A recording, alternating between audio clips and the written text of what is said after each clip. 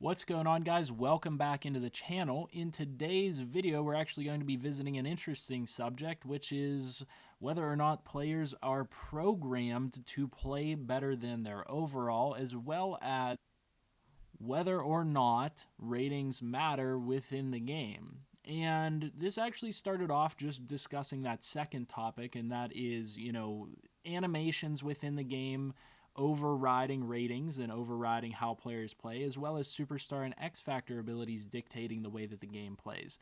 I think that we've all known now for some time that the game is mostly determined based on algorithms and whatnot that determine animations, and those very often overwrite the ratings that players have, and especially superstar and X Factor abilities, which outright override any type of ratings that players actually have within the game. However, I was trying to experiment with how to show that, and I was trying to do it with a defensive end and an offensive lineman, outside linebacker, I should say, TJ Watt.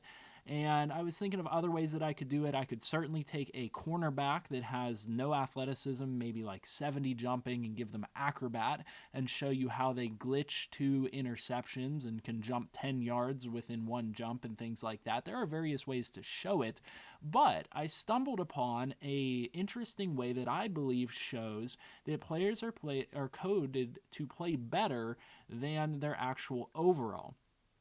So if I drop back to pass here and I roll out, TJ Watt gets an almost automatic block shed on the right tackle. And this is what I want to show you guys. Pay attention to TJ Watt here on the right side and how quickly he gets off this block shed. It's almost as if he's a 99 overall X Factor player. Okay.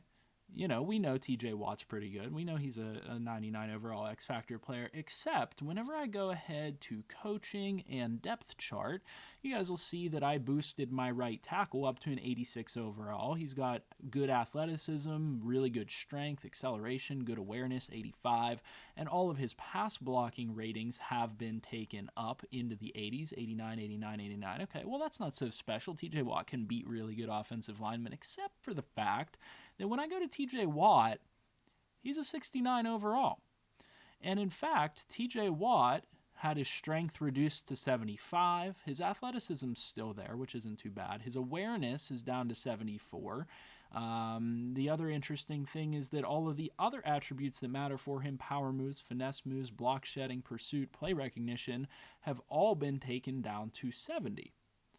So I don't see a logical explanation for how TJ Watt is routinely beating the right tackle on my team. But that's not it. That's not all. If I roll one more, come out here, he gets off his block nice and easy. Offensive lineman doesn't lock up with that guy, and he gets the sack. So let me go ahead and quit out of this and show you guys the extra step that I took to try to figure out what was going on here. So what I did in my testing process here is I went over to the franchise settings by turning up pass blocking to 100. As it turns out, with pass blocking on 100, with my right tackle boosted to an 86 overall and TJ Watt taken down to a 69 overall, he still almost every time automatically sheds his pass protector and gets to the quarterback before anybody else.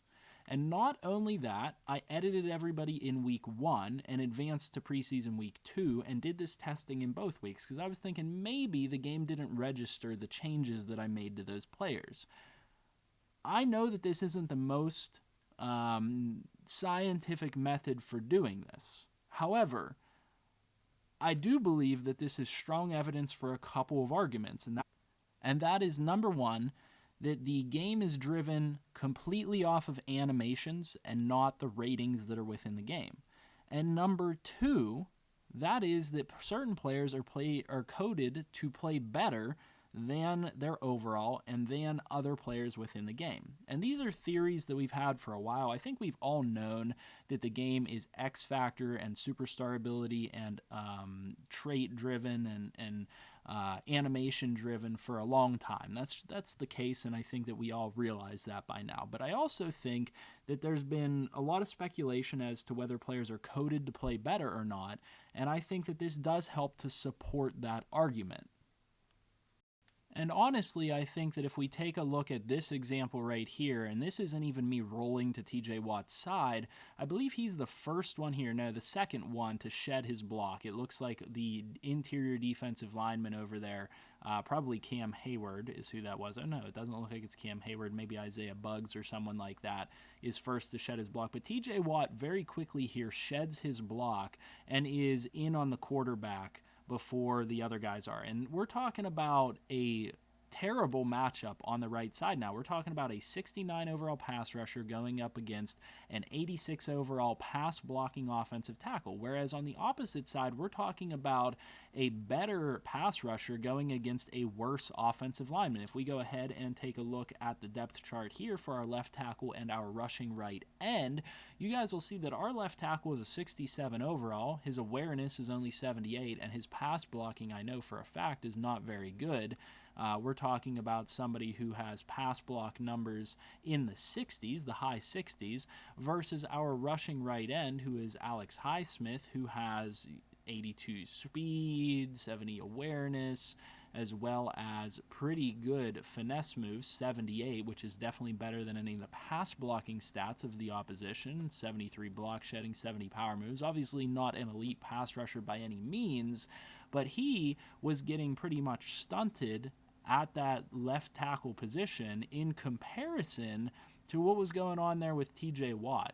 I find it extremely intriguing that this is what's going on, that TJ Watt's able to just very quickly and easily shed his block pretty much no matter what. And I know that this is influenced a little bit by me rolling out to the right here, but even whenever he sits in the pocket like I showed you before, he is very quick to get off that block and get into the backfield. And I think that this is extremely interesting in our discussion of whether or not ratings matter within the game, and whether or not players can be predisposed to play better than their ratings would show, or better than other players within the game. I actually think that it is absolutely true that that is the case.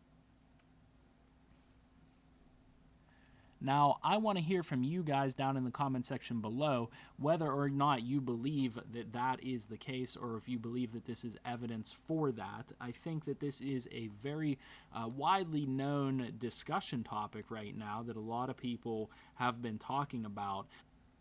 Regardless, though, I want to hear your thoughts down in the comments section below.